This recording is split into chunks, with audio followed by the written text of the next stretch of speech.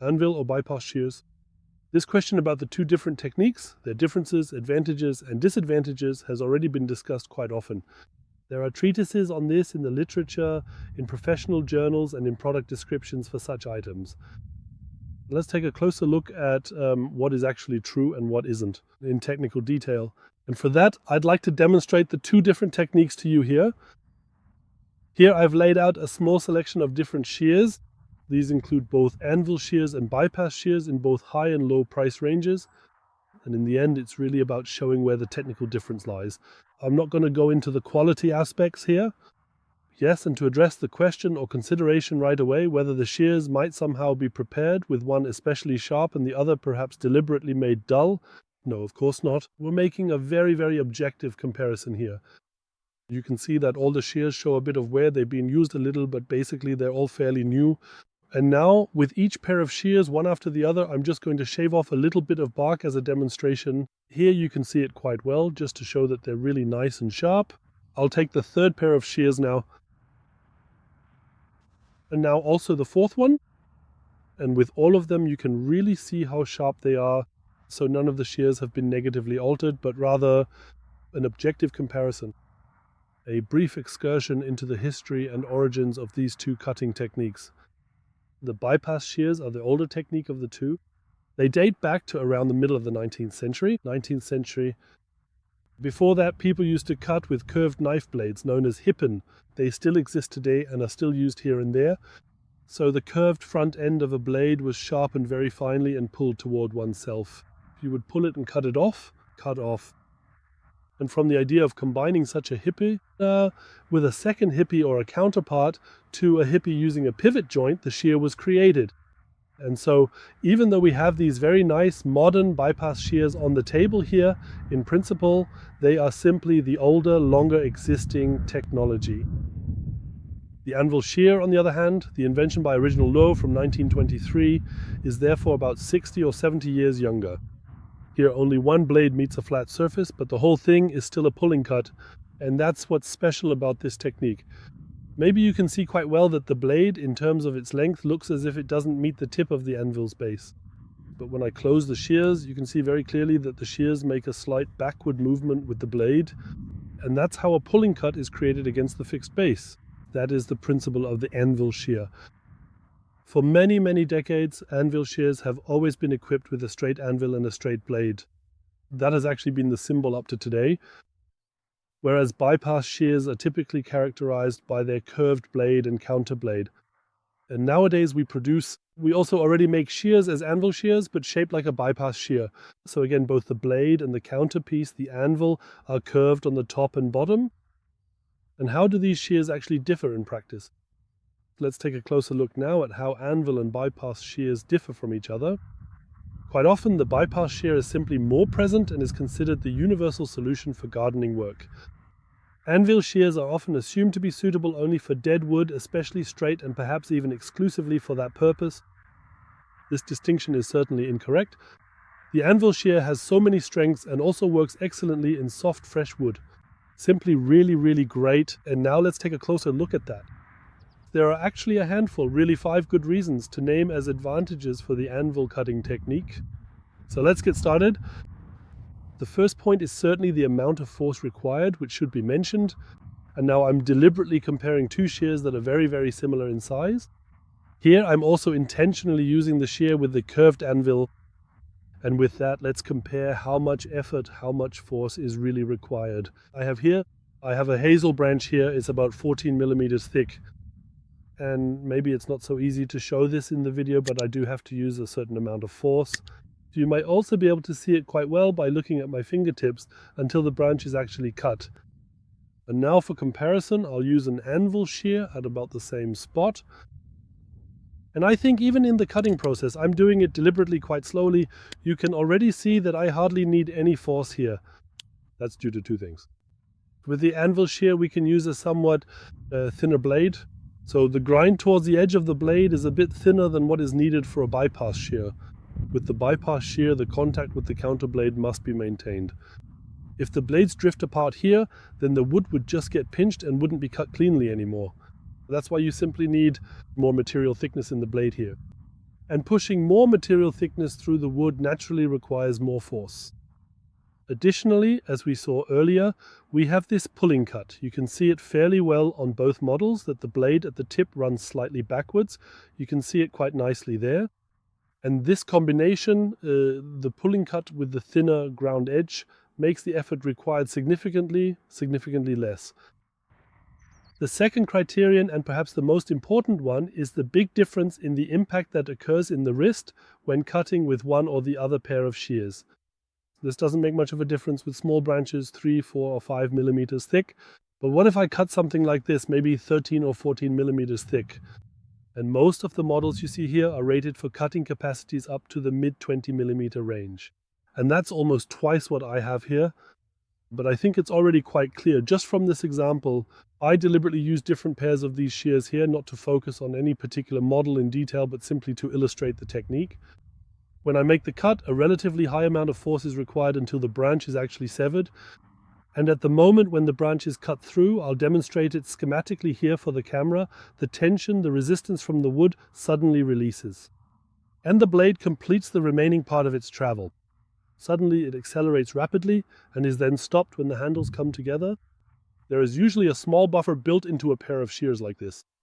In some models, for example, we even have a very large rubber buffer already installed here to increase the damping effect. But essentially a strong jolt still occurs. Then maybe you can see it quite well in the wrist. I'll make 2 or 3 cuts in succession now so you can see how a strong jerk happens with each cut. And the piece of wood that's been cut off really flies into the tray as well. The impulse sends it flying far away. In contrast, I'll now use the anvil technique again, the anvil pruner. And here, I think you can also clearly see during the cutting process that the wrist is completely free of strain, completely without stress. And if I make an effort, I might even be able to keep the cut branch lying on the blade here. No strong jolt, no impulse that stresses the wrist. And that is perhaps the most important aspect, working in a way that protects the wrist, the entire arm's motor function. From tennis elbow, which is often experienced here, to shoulder problems that you get with bypass pruners after many cuts, these are excluded with the anvil pruner. So, and again here, as promised, explain technically why is that? With the anvil pruner, the branch lies between the blade and the anvil until the very last moment of the cutting process. So at the moment when the branch is cut through, the blade rests along its entire length from back to front on the anvil, regardless of whether I'm cutting a thick branch back here or cutting. Now I'll just take a very small one, maybe cut it right here at the tip.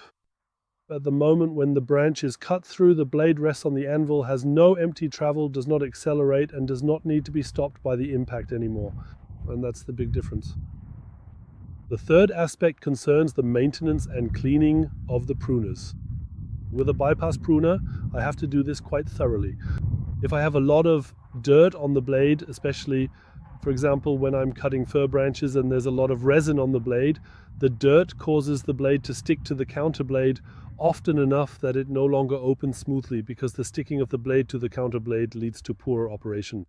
That means I have to clean much more frequently here than with an anvil pruner, where I only have one blade that moves freely through the air and strikes the anvil but doesn't make contact. It doesn't have a counter blade, so it can't get stuck.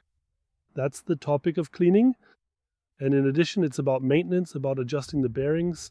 If the pruner, as an anvil pruner, were to become loose in the bearing, despite being designed to be stable, then the blade might no longer strike the anvil exactly in the center, but perhaps a millimeter to the right or left. But it would still cut through the wood without any problem. The bypass pruner, if this one gets a bit loose in the bearing, and we can already see how elaborately the parts are assembled and locked in place so they can't twist or come loose. But if it does become loose, then the blades drift apart just a little bit. And the effect is that the wood is no longer cut cleanly, but instead it gets pinched. Let's take another quick look at this in detail. Now, I'm going to deliberately create some looseness in the bearings of both pruner models.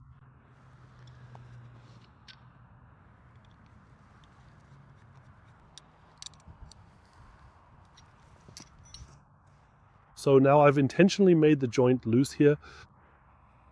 I'll do the same now with the anvil pruner, deliberately loosening a pair of shears that was actually well adjusted. Loosen it a bit.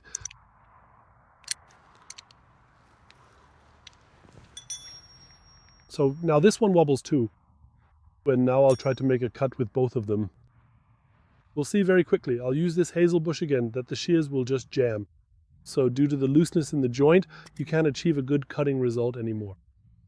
With the anvil pruner, on the other hand, even though I've made it really loose here, it's really wobbling a lot. It still cuts through the branch without any problem. The fourth criterion is the handling of the shears. And the question is, how efficiently can I actually transfer the strength from my hand to the cutting action? For this, I'll once again take the anvil pruner here with the curved blade, and a bypass pruner that is almost identical in dimensions, length, size, and all other parameters. Now I'll open both shears, and we can see that the opening angles of the blades are also almost identical. Both models claim to be able to cut branches up to 4.25 millimeters thick, which, by the way, is definitely too ambitious for a bypass pruner. An anvil pruner can actually handle that. But okay, if we just go by the nominal size of what fits in here, the shears are also identical. If I now place both handles and the pivot joint at the same height, I'm trying to get them roughly on the same plane, you can really see quite clearly how much wider the handle of the bypass pruner opens. And that has two negative effects right away. Because first of all, even with my really large hands, I can barely get a good grip on the shears. So by the time I can actually wrap my fingers around the handle, around the lower handle, and apply force, I've already closed the shears quite a bit on the cut. You can probably see it quite well again now if I let go. By the time I can reach around here and really get a secure grip, at most I only have half of the opening angle left available. If I now do this with the anvil pruner, same design, same size, ergonomically speaking, and grip around here, you can already see that my little finger is touching the end of the tool. And if I just grip around a little bit to be able to apply force, I've hardly lost any angle in the opening of the shears. That means, first of all, I can actually fit larger branches in there. And secondly, I can transfer the strength of my hand to the shears much more effectively and directly. We can really only achieve that when we make a fist. With outstretched fingers, there's almost no strength. With a clenched fist, much more strength. I reached that point much earlier with the anvil pruner. Why? That's actually quite easy to explain. The bypass pruner is supposed to provide a good cutting function, namely from the very back end of the blade all the way to the tip throughout the closing motion so that I can cut large branches here and work delicately at the tip. And to achieve that, let me show you from the back side. Now, the path of the blade until the blade just closes at the front here. And now, let me adjust this again. I'll place my fingernail here on the edge, roughly at the spot where most of the cutting happens, about the middle of the blade, and open the pruner again. And then we can see that about 7 to 8 millimeters of the blade have already disappeared behind the counter blade in this position. And this additional distance that the blade has to travel, I can only achieve that by opening the handles further. It's different with the anvil pruner. There the blade makes contact with the anvil from the very back to the very front at the same moment. There is no overlap, and as a result I also need to create a smaller opening angle with the handles. This means I have much better control and better power transmission with the pruner. And the fifth point, the fifth pro-argument for anvil pruners is the distinction between right and left-handed users. The bypass pruners you see here, all four models are clear, right-handed pruners. For a left-handed user, the blade and counterblade would actually have to be swapped. If necessary, the ergonomics of the handles would also have to be reversed, since they are optimized here for a right-handed grip. So these are truly right-handed bypass pruners. With the anvil models, it is, in principle, the functional parts are symmetrical, and so both a right-handed and a left-handed person can use the pruners. If necessary, it's only the locking latch that I open with my index finger or thumb, but the functional design is symmetrical. I'll show it again here nicely with the classic pruners. So basically it really doesn't matter whether a right-handed or left-handed person wants to use the pruners. And this really makes a difference at the latest when, as a company, you want to equip several employees and can't quite remember which colleagues are right-handed and which are left-handed. These pruners basically work for both users, right and left-handed. So now we've seen and understood 5 really compelling arguments for the anvil technique. Now, of course, the question arises, where does the bypass pruner have an advantage? And there are 2, possibly 3 aspects to consider. One is that people say the anvil pruner might not cut as reliably as a bypass pruner when it comes to grassy or fibrous material. However, this really only applies if the pruner is in poor condition or if a low-quality pruner is being used. Otherwise, the anvil pruner handles cuts in grass and fibrous bark just as well. The second aspect would be the question, how close can the pruner actually cut to the trunk? The bypass pruner, due to its design, can really cut right up to the trunk flush to zero when a lateral shoot needs to be removed. The anvil pruner can also do this to a very high degree, and we'll take a look at that in a moment as well. And the third question that keeps coming up, how severe is the damage to the bark from one cutting technique or the other? It's often said that the bypass pruner is flawless and the anvil pruner could and would crush the bark. But we're going to take a close look at all three aspects now. I'll just take something symbolic now. Here, a bundle of grassy stems, and I cut through it, no problem at all. So that really can't be considered a counter-argument at all.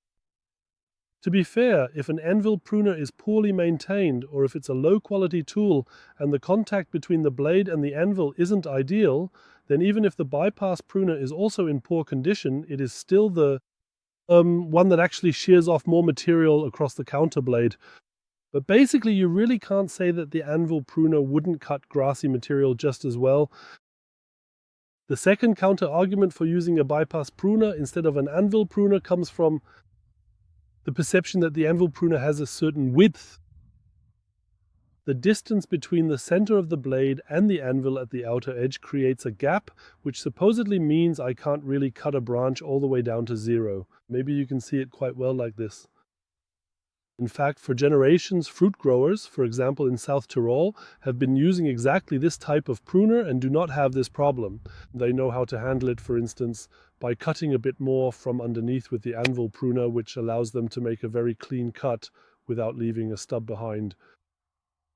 These pruners work even better, as I mentioned at the beginning. Today we have the anvil pruner. It has been developed so much further that we now have a curved blade. And with this, we can make an even closer cut to the trunk. Here we can see quite well in comparison. With the classic form of the anvil pruner, the blade actually sits right in the middle of the anvil. And with the further developed, most modern form, where both the blade and the anvil are curved, you can clearly see here that the blade is already positioned a bit off-center towards the outside. And the anvil is also slightly flattened on the side. Here it is built up a bit more, and here it is flattened to allow for the closest possible cut to the trunk, just like a bypass pruner. And we'll show you that here with this example. I'm going to remove this branch now, even though it might actually be allowed to stay, but it's still a bit in competition with this one here. So now I'm going to cut the branch off from here, and I can cut it completely flush. It works just as well as with a bypass pruner. Yes, and the third topic was the question of whether the bark is damaged, how severe is the harm to the wood when cutting with one technique or the other. For this, I have this piece of hazel again, which we already used earlier at the beginning. I'm going to cut it now first with the bypass pruner. The correct way to cut is to have the blade facing the part that should remain, so towards the trunk if the branch is to be cut off, or if a shoot is to be removed at a certain height, the blade should face downward. So I'll make the first cut with these pruners, and now I'll deliberately set aside a piece of what we've just cut here for comparison. You can already see up here something has happened as well. I'll set this aside here to the side now. And now we'll make a second cut, this time really fresh with the anvil pruner. And I'll make this cut so that I can get past this shoot on the branch, making the cut right here. Now let's compare the two. The cut made with the anvil pruner and the cut made with the bypass pruner. And let's take a look at where injuries have occurred here, namely to the bark. With the anvil cut, there is no injury to be seen at all. With the bypass pruner, it's also quite a clean cut, but on the backside where the blade exits, it always takes off a little bit of bark as well. So in case of doubt with this shrub, I actually have more injury here than with the anvil pruner, namely here there is none at all. I'm not saying that it never happens. Of course, it depends on the condition of the pruner, it depends on the type of wood, it depends on the quality of the pruner. I've also brought along a model here. It's a very simple quality, and on top of that it has a ribbed anvil, perhaps so that the branch can't be pushed forward. This design is of course deadly for the wood because this structure absolutely has to damage the bark. You can see that as well. But it's not the anvil pruner in general, it's really about the type and quality of the particular tool. Finally, perhaps, let's compare the classic form of an anvil pruner with the straight anvil. And the most modern version here in the curved form, with both anvil and blade curved. With the pruner that has a straight anvil, you might suspect even more that the pressure exerted by the blade on the branch at that very small contact point, after all, it's a round material on a flat surface, so just a tiny contact point could damage the branch much more easily. I hope you can see it very clearly in the picture. Happens, but still not with this quality tool. And once again, this rounded anvil supports the equally round branch even better and distributes the pressure, the load from the blade so well that there is absolutely no damage to this wood. So what I'm trying to say is, what are really the pros and cons? What speaks against the anvil pruner? Neither cutting fresh wood, nor the inability to cut close enough to the branch ring, nor grassy, fibrous material. And therefore, for practically all applications we can imagine, the anvil pruner is actually always the better option. Only in tree nurseries do we understand that with a very finely pointed blade, even finer than this one, very young, fresh shoots are to be cut. These are to be cut off during the training of the trees. But in all other settings, fruit growing, viticulture, gardening, and landscaping, the anvil pruner truly shows its great strength and versatility.